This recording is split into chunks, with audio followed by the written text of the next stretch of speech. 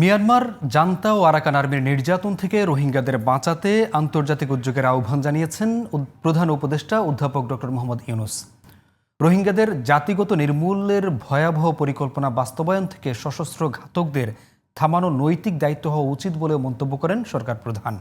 সোমবার কক্সবাজারের একটি হোটেলে রোহিঙ্গা ইস্যুতে আয়োজিত অংশীজন সংলাপে এসব কথা বলেন তিনি।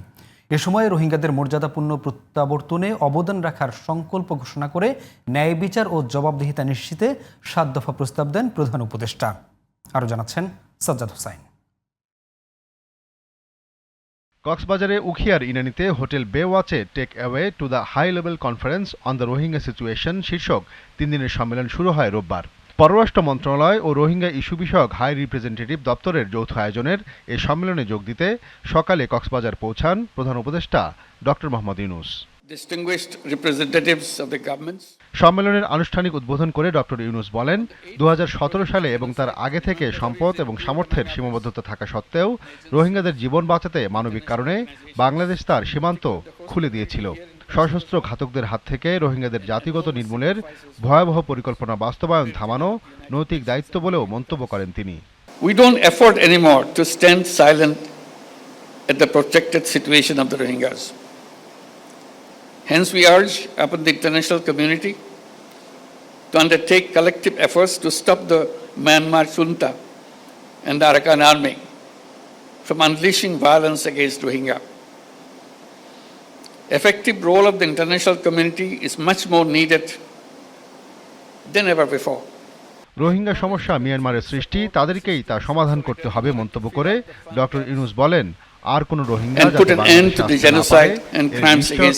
মিয়ানমার সরকার এবং আরাকান আর্মিকে দিতে হবে। Rohingya crisis emanated from Myanmar,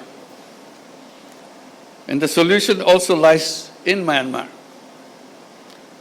All parties must act to end the crisis with greater resolve without any further delay. Your solidarity with the Rohingyas' voice could be a beacon of hope for them in reversing their marginalization and persecution as the starting point of their return to their homeland. Let us all join our hands and pronounce our determination to contribute to the dignified return of the Rohingyas, ensuring justice and accountability. রোহিঙ্গাদের মর্যাদাপূর্ণ প্রত্যাবর্তনে আন্তর্জাতিক সম্প্রদায়কে এগিয়ে আসার আহ্বান জানিয়ে বাংলাদেশের সহযোগিতা অব্যাহত রাখার সংকল্প ঘোষণা করেন প্রধান উপদেষ্টা।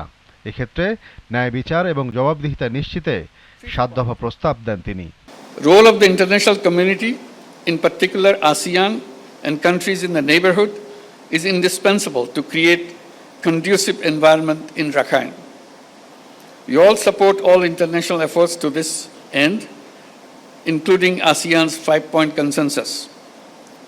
We urge upon the international community to be more active in advancing peace, security and stability in Rakhine and in the neighborhood.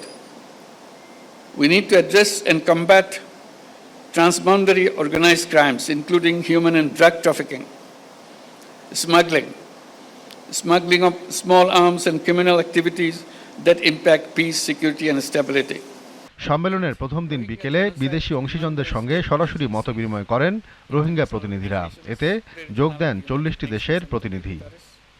Sajjad Hossain, GTV news, Dhaka.